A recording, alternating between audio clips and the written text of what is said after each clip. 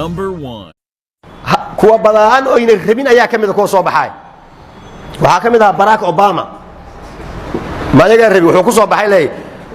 jidkii la mari jiray loo maray bis tag suula kursi soo ku fadhiyay leelaa ma dhahayo ninkan madow waaye cadaan ma aha aan la gadina ma jirto hadii la gadiyo oo si iskooga laga leexdo hadhow meel laga soo qabto lama helaayo waqtigiisa dhameystay ka leexda waqtigiisu dhameystay doorashooyinka laga baarlamaan Congress si loo waday Ilhan Umar soo baxday oo Soomaali ah Mareykanka odagii waa kan Ilhan Umar waxa ay saysa Trump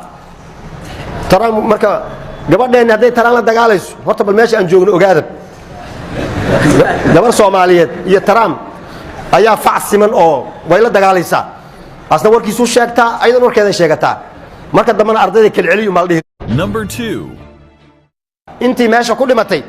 Allah u wada naxariisto kii dilay iyo kii dhintay kulli Allah u wada naxariisto inta noolna Allah wada kulligeen marka Allah wada naxariistaana marka xal ayay naga rabtaa xalkuna islaamku ku jiraaye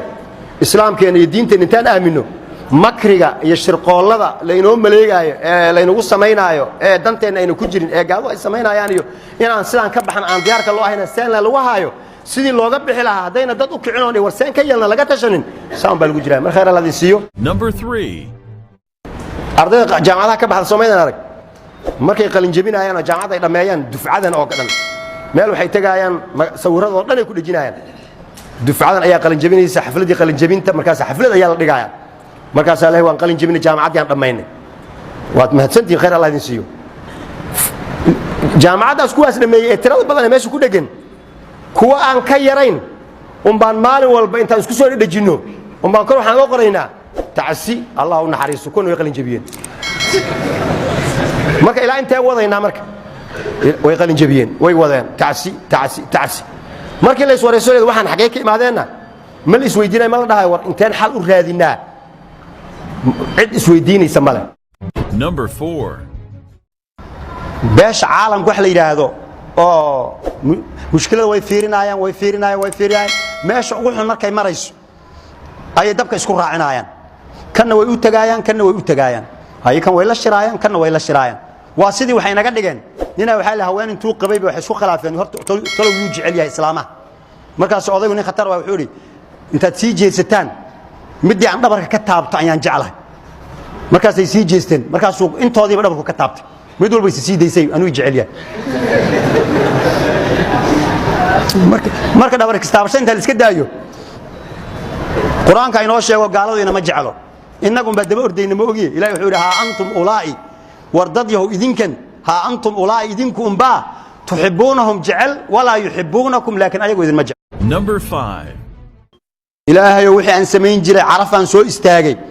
adna waad ogtahay anna waan is ogahay wixii xumaa aan sameynayay halkan aan kuga toobad keenay oon dhigay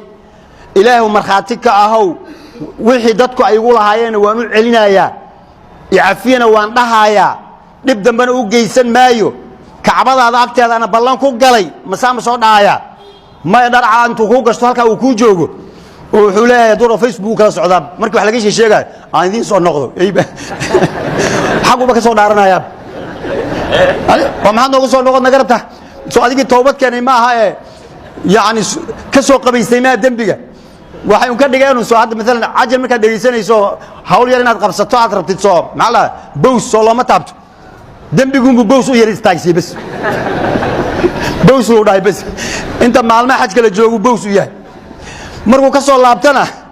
meesha muu ku dhufay bowskii uu ka qaadaya halkii uu ka sii wadaya idan xajkii muxuu taray al hajj al mabrur maaha